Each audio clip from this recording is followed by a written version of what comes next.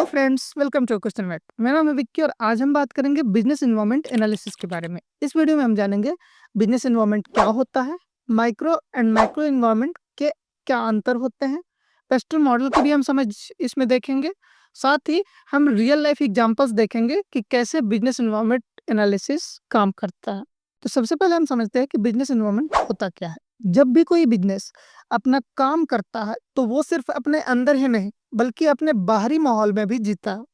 हर छोटी बड़ी घटना जैसे गवर्नमेंट का नया कानून, कस्टमर का बदलता टेस्ट, टेक्नोलॉजी का नया आविष्कार या ग्लोबल क्राइसिस, इन सब का प्रभाव बिजनेस पर पड़ता है। इसी माहौल को हम बिजनेस एनवायरनमेंट कहते हैं। चाहे आप एक मल्टीनेशनल कंपनी चला रहे हो या गली के किसी मोड़ पर एक चाय का ठेला लगा रहे हो, बिजनेस एनवायरनमेंट का प्रभाव हर किसी पर पड़ता है और इसलिए इसे समझना बहुत जरूरी है।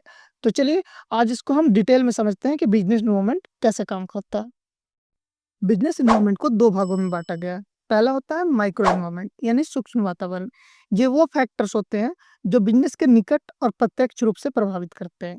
इनमें सबसे पहले आता है कस्टमर। कस्टमर का अगर मूड बदला तो बिजनेस पे सीधा असर पड़ेगा। वैसे ही सप्लायर जो सामान दे रहा है अगर उसी का मूड बदल गया तो सप्लाई में प्रॉब्लम आएगी, तो उस पर भी बिजनेस का डायरेक्ट असर पड़ेगा। वैसे ही कॉम्पिटिटर, अगर कॉम्पिटिटर ने कुछ अच्छा कर दिया तो आपका सेल नीचे गिर जाएगा। वैसे ही अगर कॉम्पिटिटर ने कुछ बुरा किया तो आपका सेल बढ़ जाएगा। उसके बाद आता है इंटरमीडियरी, जैसे डिस्ट्रीब्यूटर वगैरह।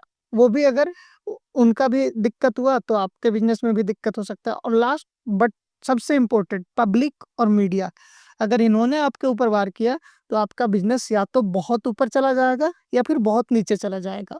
उदाहरण के रूप में अगर एक ऑनलाइन डिलीवरी ऐप कमीशन बढ़ा देता है तो उसका सीधा प्रभाव बिजनेस के मुनाफा पर पड़ता है। दूसरा होता है मैक्रो एनवायरनमेंट यानी विशाल वातावरण। ये वो प्रभावशाली तरीके होते हैं जो बिजनेस के बाहर होते हैं और जिन्हें कंट्रोल करना संभव नहीं होता है बिजनेस के द्वारा। इसे हम पेस्टल बोलते हैं। इनमें पहला आता है पॉलिटिकल, दूसरा इकोनॉमिक, तीसरा सोशल, चौथा टेक्नोलॉजिकल, पांचवा इन्वायरमेंटल और छठा लीगल। यानी पॉलिटिकल मतलब सरकारी नीतियां, जो स्टेबिलिटीज हैं वो सारी चीजें। इकोनॉमिकल मतलब ब्याज दर, इन्फ्लेशन, जीडीपी, ये सारी चीज़ों पे डिपेंड करता है। सोशल मतलब जनता का जीवन स्टाइल, रीति रिवाज क्या है। टेक्नोलॉजिकल यानी इनोवेशन, ऑटोमेशन, ये सारी चीज़ों के बारे में। और वैसे ही इन्वायरमेंटल मौसम, सस्टेनेबिलिटी, लॉज, ये सारी चीज़ें। और लास्ट में आता है legal, labour law, taxation, safety norms, ये सारी चीज़ें डिपेंड करती हैं माइक्रो इन्वायरमेंट पे। अभी हमें ये समझना जरूरी है कि बिजनेस इन्वायरमेंट एनालिसिस क्यों जरूरी है।